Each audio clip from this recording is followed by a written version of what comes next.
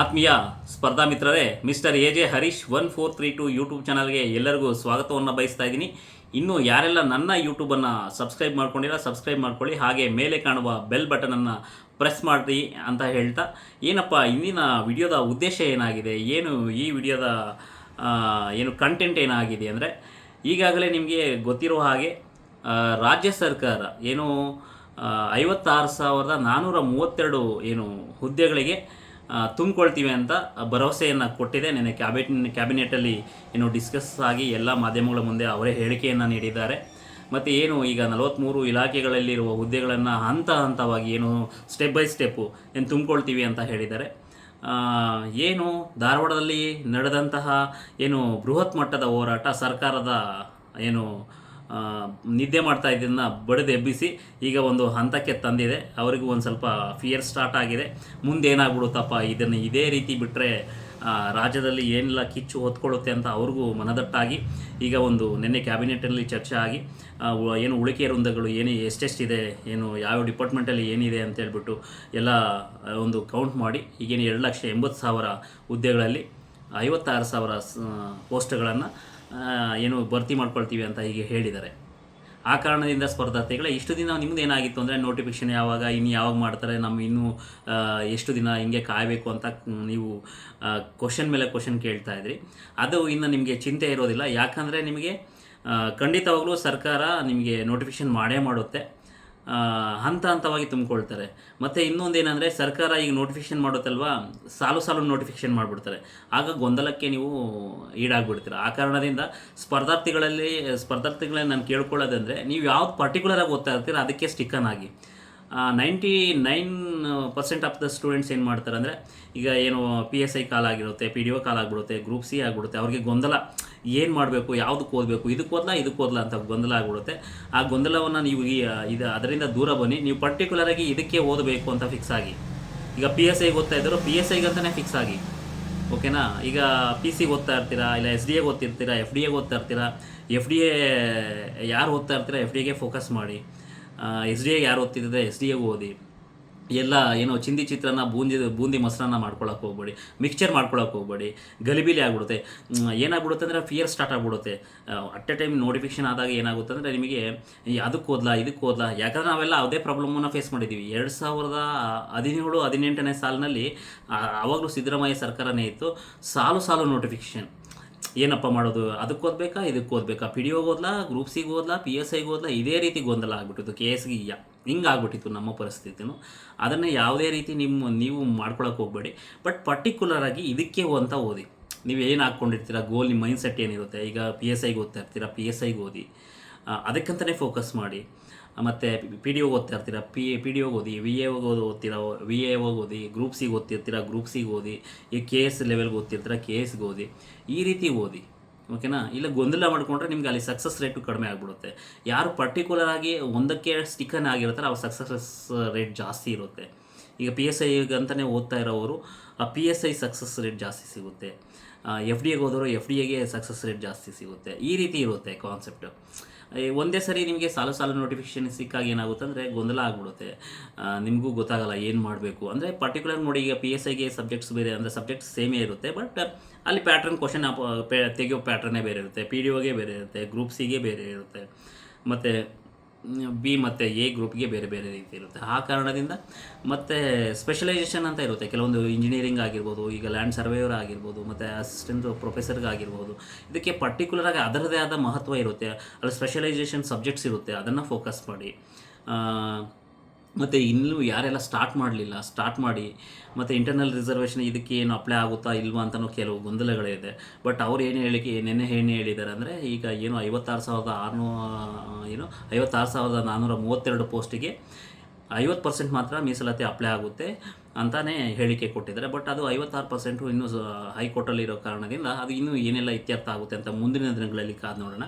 Budget ಆದ ನಂತರ ಸರ್ಕಾರ ಹೇಳಿದೆ, ಬಡ್ಜೆಟ್ ಆದ ನಂತರ ಏನು ಹುದ್ದೆಗಳಿದೆ, ಏನು ಹೇಳಿಕೆ ಕೊಟ್ಟಿದ್ದಾರೆ 56,000 ಪೋಸ್ಟು, ಅದನ್ನು ಹಂತವಾಗಿ ತುಂಬಿಕೊಳ್ತೀನಿ ಅಂತ ಹೇಳಿದ್ದಾರೆ. ಸ್ಪರ್ಧಾರ್ಥಿಗಳೇ, ದಯವಿಟ್ಟು ಯಾವುದೇ ಕಾರಣಕ್ಕೂ ನೀವು ತಡ ಮಾಡದೆ ಓದಿ. ಮತ್ತು ಎಸ್ಪೆಷಲಿ ಏನು ಆರ್ಟ್ಸ್ ಬ್ಯಾಕ್ಗ್ರೌಂಡ್ ಬಂದಂಥ ಸ್ಟೂಡೆಂಟ್ಸ್ಗಾಗಿರ್ಬೋದು, ಕಾಮರ್ಸ್ ಬ್ಯಾಕ್ಗ್ರೌಂಡಿಂದ ಬಂದಂಥ ಸ್ಟೂಡೆಂಟ್ಸ್ ಆಗಿರ್ಬೋದು, ಯಾರೆಲ್ಲ ಗ್ರೂಪ್ಸಿಗೆ ಓದ್ತಾ ಇದ್ದೀರಾ, KE ನಡೆಸುವಂತಹ ಗ್ರೂಪ್ಸಿಗೆ ಯಾರೆಲ್ಲ ಓದ್ತಾ ಇದ್ದೀರಾ, ನಾನು ಹೇಳಿದ್ದೀನಿ 4 ಸಬ್ಜೆಕ್ಟಿಂದ 100 ಮಾರ್ಕ್ಸ್ ಸ್ಕೋರ್ ಮಾಡಬಹುದು ನೀವು ಅಂತ ಹೇಳಿದ್ದೀನಿ. ಹೆಚ್ಚು ಫೋಕಸನ್ನು ಅದಕ್ಕೆ ಮಾಡಿ.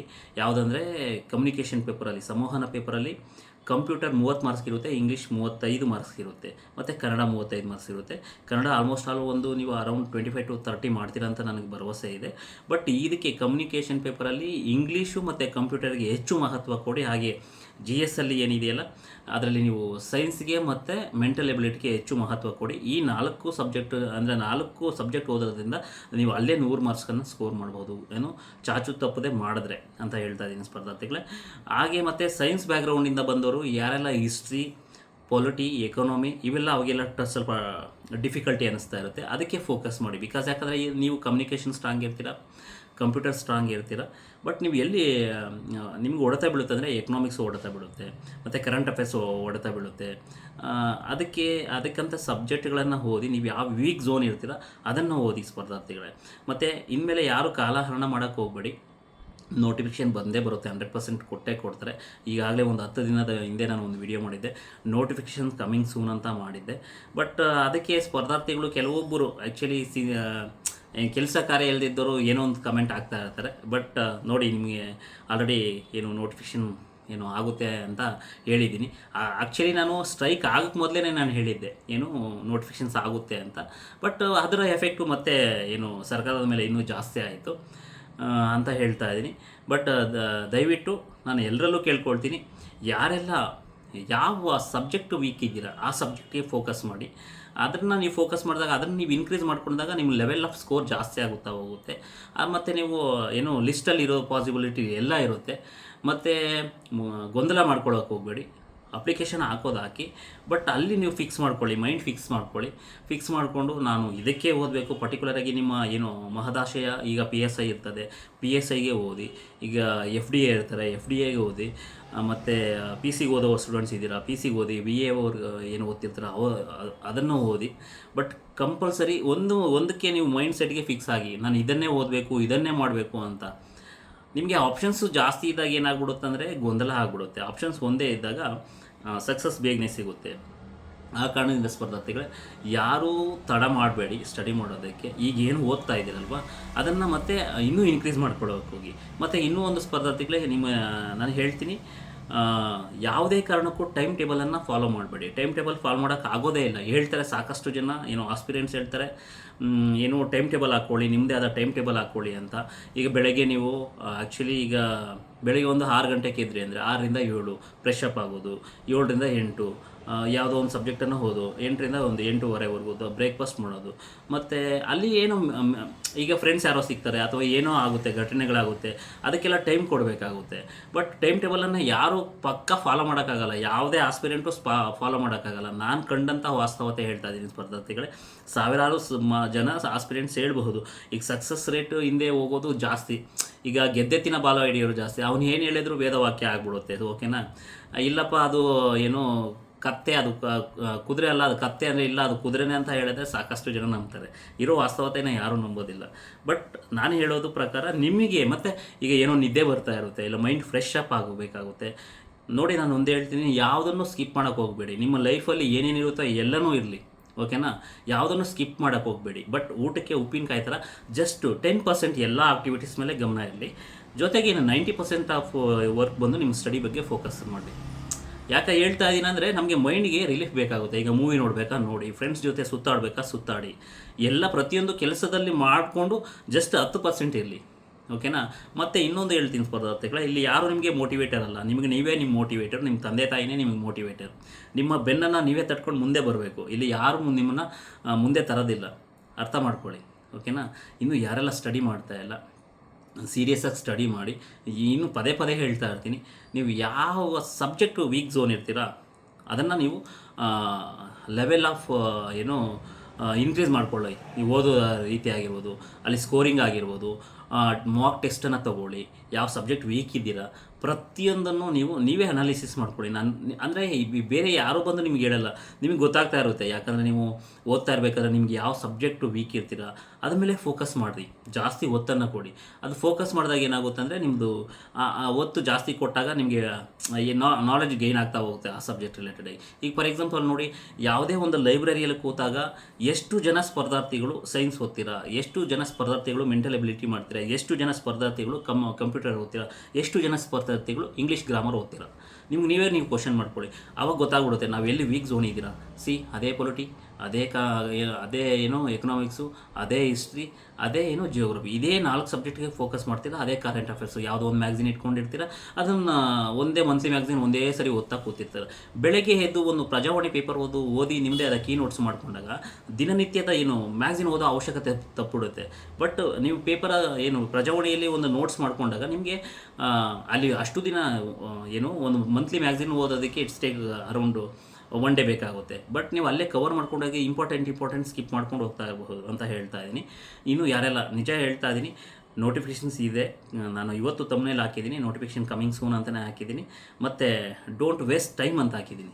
ಓಕೆನಾ? ಇಷ್ಟು ದಿನ ಟೈಮ್ ವೇಸ್ಟ್ ಆಯಿತು, ಏನಪ್ಪ ನೋಟಿಫಿಕೇಷನ್ಸ್ ಇಲ್ಲ, ಏನು ಓದೋದು ಇಂಟ್ರೆಸ್ಟು ಬರ್ತಾ ಇರಲಿಲ್ಲ ಓದೋದಕ್ಕೆ ಅಂತ. ಆ ಕಾರಣದಿಂದ ಇನ್ಮೇಲೆ ನೋಟಿಫಿಕೇಷನ್ ಹೊರಡಿಸ್ತಾರೆ ಅಂತ ಸರ್ಕಾರನೇ ಹೇಳಿದೆ, ಭರವಸೆ ಕೊಟ್ಟಿದೆ. ಈಗ 2ನೇ ತಾರೀಕು ಹಿಯರಿಂಗ್ ಇದೆ, ಹೋಳಿ ಇದೆ ಅಂತ ಇದೆ. ಬಟ್ ಹೈಕೋರ್ಟ್ ಏನು ಮಾಡುತ್ತೋ, ರಜಾ ಘೋಷಣೆ ಮಾಡುತ್ತೋ ಇಲ್ವೋ ಗೊತ್ತಿಲ್ಲ, ಅದ್ರ ಬಗ್ಗೆನೂ ಮಾಹಿತಿ ಕೊಡ್ತೀನಿ. ಬಟ್ ನಾನು ಹೇಳೋದು, ಇನ್ಮೇಲೆ ಹೇಳ್ತಾ ಇದ್ದೀನಿ, ಯಾವುದೇ ಒಂದು ಗೊಂದಲಗಳಿಗೆ ಕಿವಿ ಕೊಡೋಕ್ಕೆ ಹೋಗಬೇಡಿ.